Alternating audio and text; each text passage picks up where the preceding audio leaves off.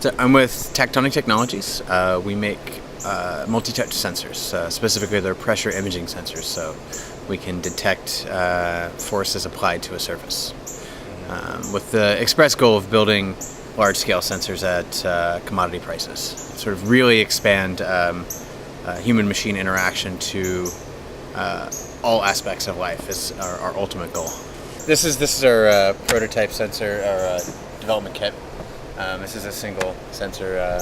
In the long term, we're going to make them so you can tile them together to much larger sizes. The force is applied to a surface. We do some interpolation, and we get an image of the forces that are applied. So you can do things like a hand, or you can put, a beer on there, or a coffee cup. There's actually a lot of uses for something like this. It's not just another way to interact with your phone or your tablet or your multimedia device, whatever it is. You can also use it in industrial applications, in retail applications. Lining shelves with it, knowing what products are on the shelf based on their weight and their stacking. You can get a better idea of metrics for how people are moving through stores. It can be used for corporate security, so you can track how many people are in an area and whether they're supposed to be in that area or not. There are a couple of companies that do not completely dissimilar things. We're the first company that's been able to, as far as I can tell, develop a sensor that you can seamlessly tile at to large sizes at a reasonable price. So our main focus when we started with this project, it started as a research project with the professor I was working with when I was a research scientist at NYU. We'd been working with touch technologies for a while. My main area of research was in the physicality of human-computer interaction. Like, what's the physical interaction like, as opposed to what's the software interface like? So we've been working with this stuff for a while, and we thought, well, this is kind of fun, these little touch sensors, but how do we make them big? How do we make them big? And if we make them big, how do we make them affordable? So for example, touch screens, the biggest touch screens that you can get are somewhere around, I think there might be some in the 28-inch diagonal range, but those are nearly $10,000. We built a 3-foot by 2-foot prototype for $4,000. I was working at an electronics store on campus at NYU when I met the professor I ended up working with, and I just sort of followed him around like a puppy until he hired me. So I worked with him for I think about 6 years as a research scientist. And we did a lot of things. We did research in human-computer interaction, and we also did research in education and video games, and when and if games are effective as educational tools. My focus on that was we're building sensors and biometric sensors to obtain information to then give to the stats people to analyze. This company is our second company, the professor and I that we spun out of the lab. The first one I had a lesser role. I was one of the founding engineers on it, but when the company was acquired, I didn't go with the acquiring company. So a year or so later, we decided to do something else, and it was this large-scale sensor stuff. Jerry Seidman is our CEO. He's actually a friend of Professor Perlin's and been a friend of mine for a few years. And he's had several companies that were startups. And when we wanted to do this, neither Professor Perlin nor I had a lot of experience in starting a business. We had a lot of engineering experience and programming experience and computer graphics experience, but none of that had anything to do with actually running a business.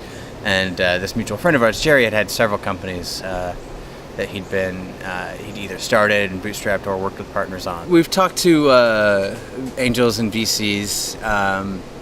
We don't necessarily need funding. Funding would be nice and make things a lot easier. Do they understand what you do? For the most part, no. I mean, it's it's probably a combination of some engineers talking to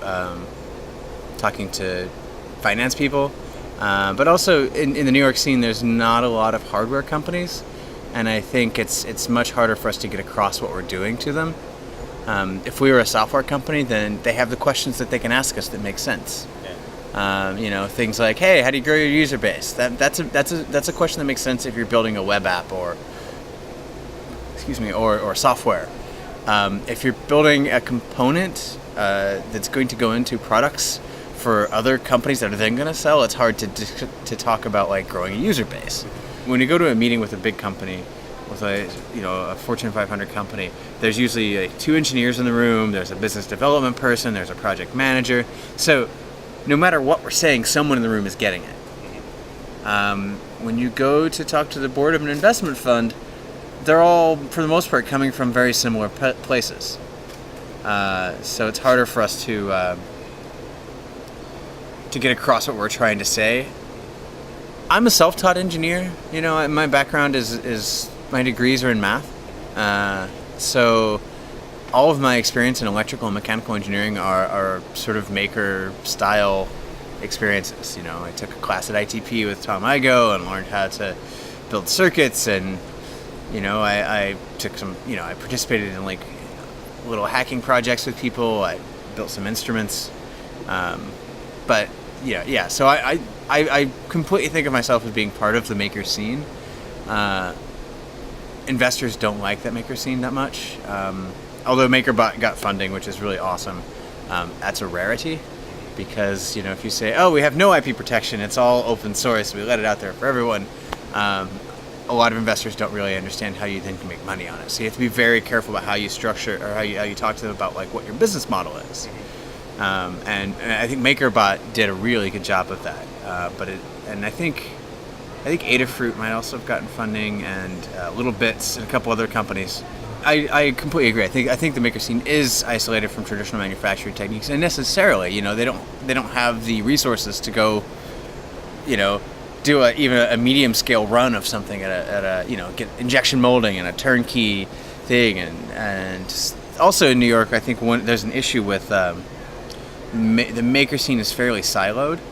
There are groups of them here, groups of them there, and groups of them there, and they don't intermingle a lot, and that's starting to change a little bit. I've seen a few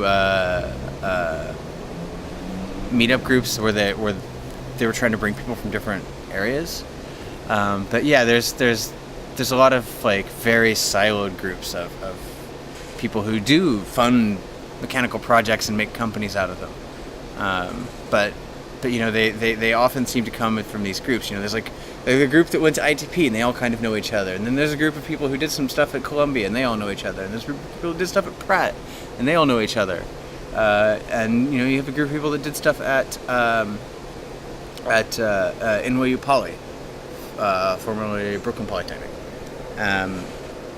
but the connections between those people are not always that strong. People who are making something as a hobby and doing, hey, this is a fun thing I made and it solves some problem. Getting them to connect with people who know how to run a business, and people that know how to design products for manufacturing, because that last part is really hard. Hey, I've got all kinds of sensors. We have dozens of sensors, but that doesn't mean we have a single product at all. It's a huge difference.